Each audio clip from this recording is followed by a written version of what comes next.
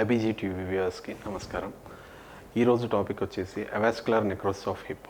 ఈ డిసీజ్ ఎవరిలో వస్తుంది, దీని గుణగణాలు ఏంటిది, దీనికి సంబంధించిన ట్రీట్మెంట్ ఏంటిది. ఈ డిసీజ్ యూజువల్గా స్టెరాయిడ్స్ క్రానిక్ యూసేజ్ ఉన్న వాళ్ళకి మోస్ట్ కామన్గా వస్తుంది.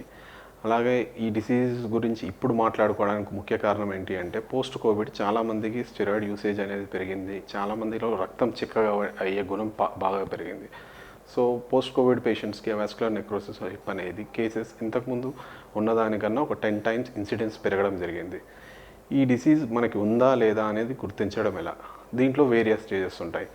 స్టార్టింగ్ స్టేజ్లో మనం రికగ్నైజ్ చేసుకోవడం అంటే ఎలా అంటే క్లినికల్ సిమ్టమ్స్ ఏముంటాయి, పేషెంట్కి నైట్ టైం హిప్ పెయిన్ ఉండడం, ఆ పెయిన్ అనేది బాగా ఎక్కువ ఉండడం అలా అనేది ఉండదు. నైట్ టైం ఒక డల్ పెయిన్ లాగా నొప్పి ఉంది లేదు సమ్ డిస్టర్బెన్స్ లాగా అనిపిస్తుంది.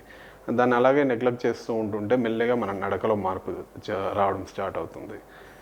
మెల్లమెల్లగా మన హిప్ అనేది షేప్ అవుట్ అయిపోయి కంప్లీట్ ఆర్థరైటిస్ స్టేజ్లోకి వెళ్ళిపోతుంది. సో కంప్లీట్ ఆర్థరైటిస్ స్టేజ్లోకి వెళ్ళినప్పుడు మనకి ఉండే ఒకే ఒక ఆప్షన్ వచ్చేసి టోటల్ హిప్ రిప్లేస్మెంట్ అనేది ఉంటుంది.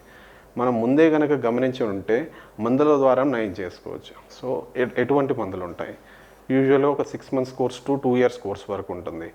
ఓరల్ మెడికేషన్ కానీ ఐవీ ఇంజెక్షన్స్ కానీ ఇచ్చి కంట్రోల్ చేసుకోవచ్చు. దాంతోపాటు కొంచెం కాల్షియం టాబ్లెట్, విటమిన్ డి వేసుకుంటే 50% ఆఫ్ జనాభాలో ఈ అవస్కులర్ నెక్రోసిస్ ఆఫ్ హిప్ అనేది కంట్రోల్ చేసుకోవచ్చు. ఒకవేళ కొంచెం నెక్స్ట్ స్టేజ్కి ప్రోగ్రెస్ అయినా కూడా బాల్ హిప్ జాయింట్ అనేది బాల్ అండ్ సాకెట్ జాయింట్ అంటారు అనమాట.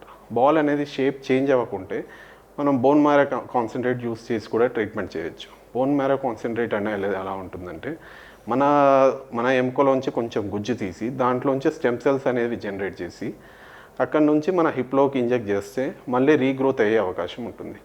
ఒకవేళ ఇవన్నీ ఫెయిల్ అయినా సరే అడ్వాన్స్ ఇంప్లాంట్స్తోని అడ్వాన్స్ టెక్నాలజీతోని ఇప్పుడున్న టోటల్ హిప్ రిప్లేస్మెంట్ సర్జరీతో పేషెంట్కి కనీసం 30 ఏళ్ళ వరకు పెయిన్ ఫ్రీ మూమెంట్ ఉండేలాగా చేసుకోవచ్చు.